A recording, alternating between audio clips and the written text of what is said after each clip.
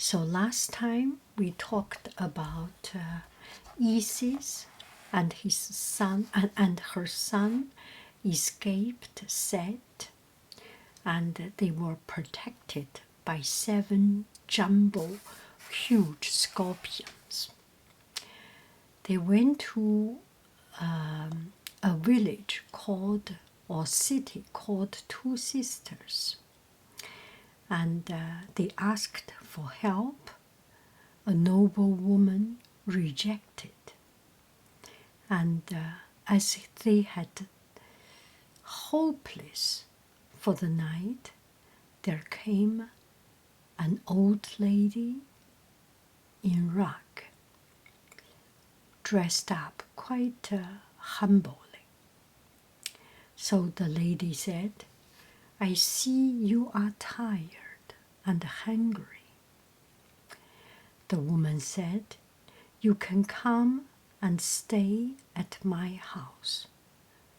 It's no big deal, it's not much, but at least it is a place that you can eat and you can rest." "Thank you," Isis said. "We would welcome the chance to share your home." Isis and Horus followed the woman to her small home. They ate and were soon resting peacefully. The scorpions, on the other hand, were furious. "How dare that rich woman yell at us?" said Petet. "How dare she refuse Isis and Horus a place to stay?" said Tiajet. "She should be punished," said Matet. "I have an idea," said Tevin. "Load all of your venom into me, and I will shrink down to normal size. Then I will go under the bed, under the door of the rich woman's house, and sting her son. Surely all of your venom and my venom, our venom together will kill the boy. Then she will be sorry." All the scorpions agreed that it was a great idea. The scorpions were having a meeting, so early next morning, loaded with 6 times his normal venom, Tevin snuck under the door of the large house. He scurried in and out of the room until he found the young boy's bed.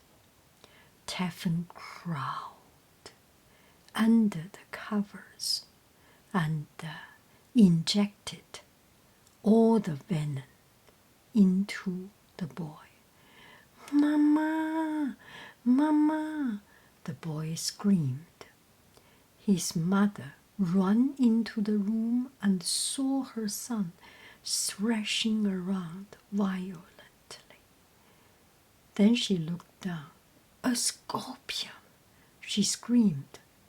"Gods, please help him."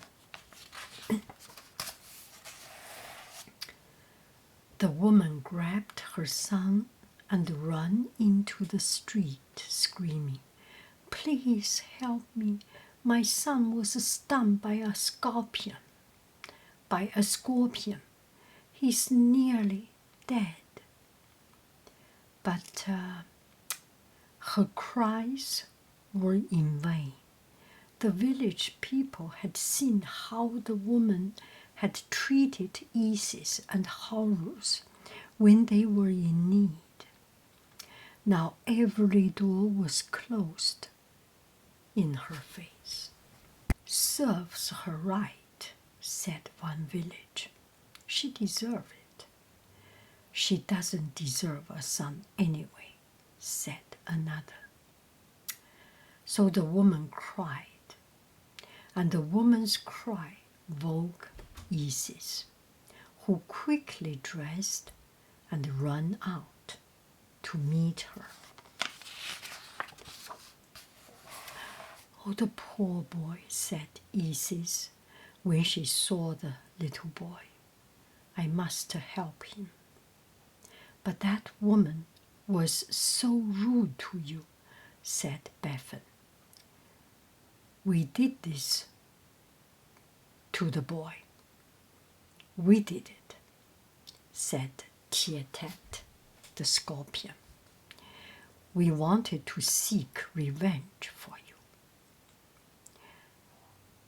She deserves this fate, said Matet, another scorpion. But Isis was different.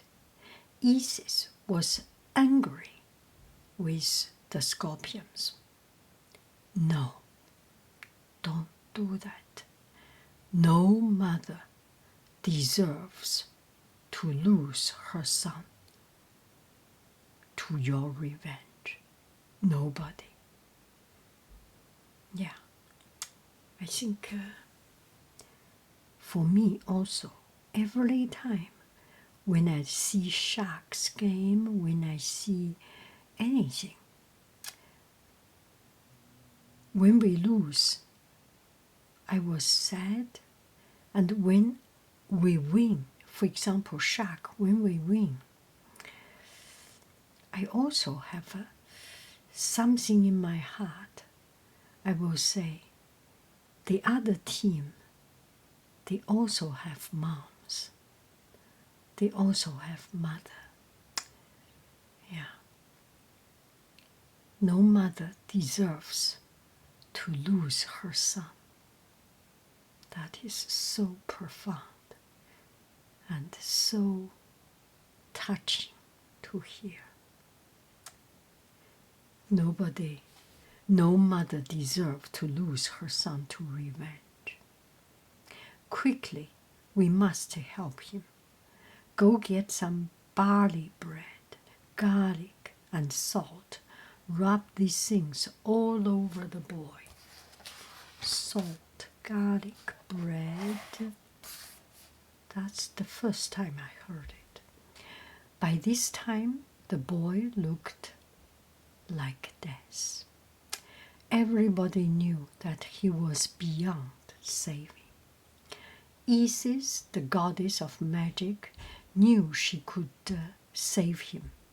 Only she could save him if she revealed her true goddess self. So she stood up and talked.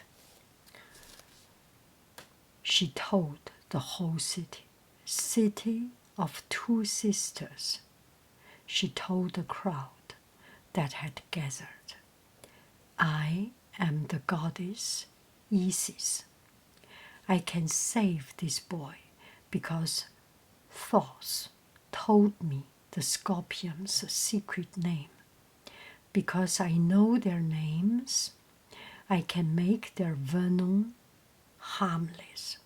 However, you must not, never, ever, never tell anyone of my deed until my son Horus becomes ruler of Egypt. Condition. Promise. So the crowd agreed. Promise. We will not tell. The crowd agreed and watched in awe as Isis changed into her true goddess form. Yeah, she turned back herself into a goddess. She quietly chanted a spell and called each scorpion by name. Petet, Tietet, Matet, Masetet, Masetetef, Tefan, and Befen. The Wohnung in the boys lost its power. He regained his color and coughed. "Mama!" he cried as he clung to his mother. The woman bowed before Isis and said, "Great goddess Isis, please forgive me for my rude behavior. You are kind and good, and you saved my son. I am forever grateful.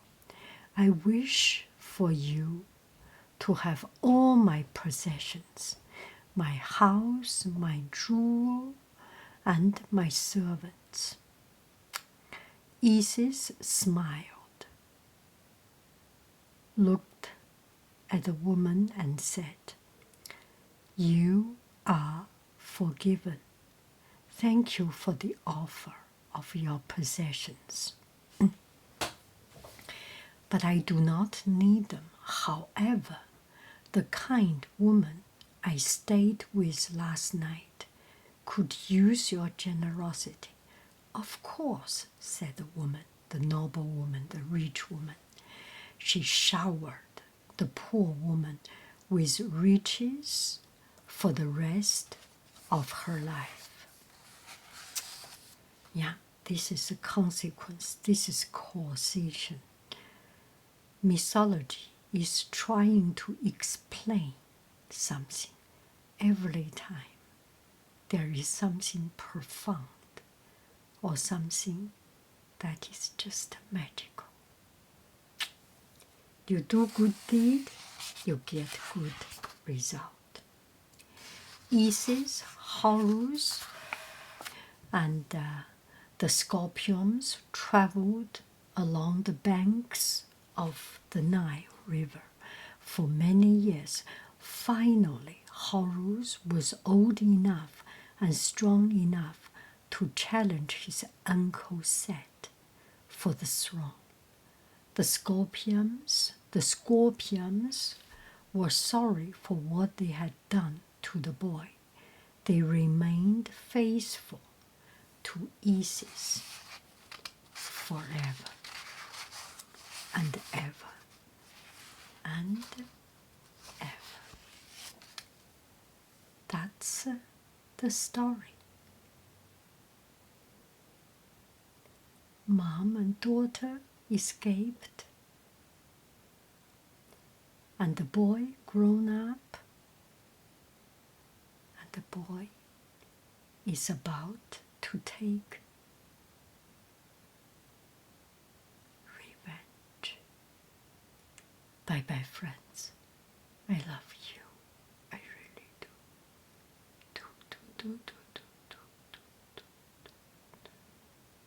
I'm falling